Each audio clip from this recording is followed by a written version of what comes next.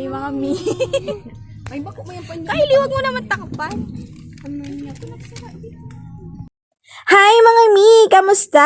It's me again, your Miss Melo. So ayan mga mi, super late upload na to. Kasi ito ay last time pa, last August 22, last month, my birthday and my sister's Cassandra birthday. So ito yung day 1 ko sa Bicol. So ito na nga, kahit super late na siya ng upload, okay lang yan mga mi, basta ang mahalaga, i-upload ko siya. So ito yung ganap namin that day kasi as in wala talaga kaming kahit anong plano. Kakarating ko lang kasi yan mga mi nung mismo araw na yan. So as in wala talagang ganap. Gusto ko lang dapat talaga matulog. Pero dahil nga sabi ni mama, kain kami sa Sangyup, balik kami dun sa dati naming kinainan last time. Kasi hindi pa si papa talaga nakakain sa Sangyup Salan. So, kasi nga may konting naganap, konting argue, konting dramahan. Alam niyo na mga mi, gano'n naman minsan sa pamilya, medyo nagtatampuhan, nag-aarte-arte, pero kakain pa din. So, napag-desisyon na namin na hindi na doon pumunta. Kasi sabi ng kapatid ko, itry naman namin yung ito. Ano bang pangalan yan?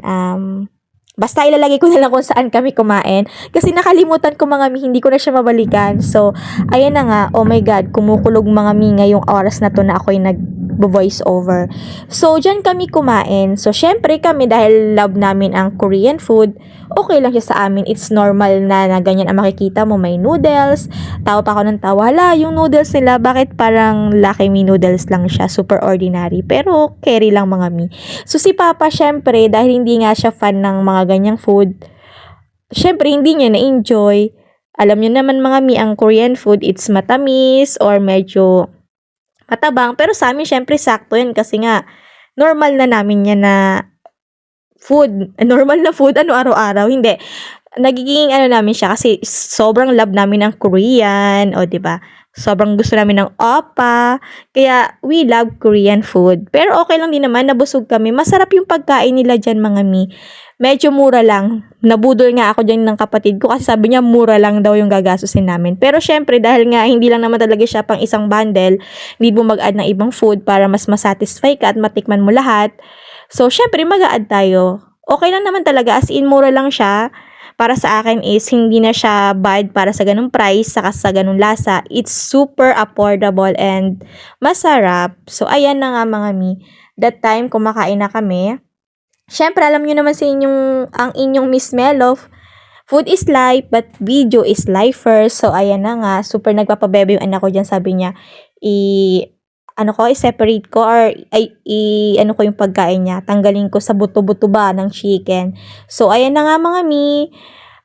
Ano pa bang sasabihin ko? Super, wala na ako maisip na sasabihin. Basta, punta kayo dyan mga mi sa Bicol yan sa Naga, sa Magsaysay. Yung Korean food na yan.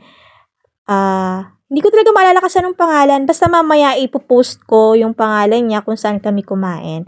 Then, dahil nga birthday ko, birthday ni Cassandra, saktong family lang siya, family event, family lunch talaga niya. As in, nasa pagitan siya ng lunch time at merienda time. Ano bang tawag doon? Kasi kapag morning, brunch.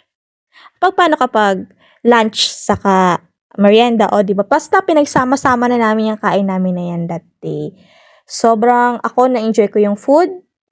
Kasi nga, mahilig ako dyan. Pero syempre mga mi, limit lang dapat ako sa pagkain. Kasi nga, marami akong bawal na. Ang hirap talaga kapag yung adulting stage. Kailangan mo na mag-lessen ng mga salty food, sweet food, yung mga pork, beef, ganyan. Bawal ka na sa mga ganyan. High in protein, dapat sakto lang. Kasi, meron na tayong nararamdaman kasi we're not getting younger anymore. So, ayan mga mi, hope you enjoy watching and see you soon. See you sa next video ko and thank you so much. Bye-bye! This is my day 1 here at Bicol. So, marami pa kayong abangang video kasi hanggang day 11 to mga mi. So, thank you so much. I hope you enjoy watching. Bye-bye! God bless po!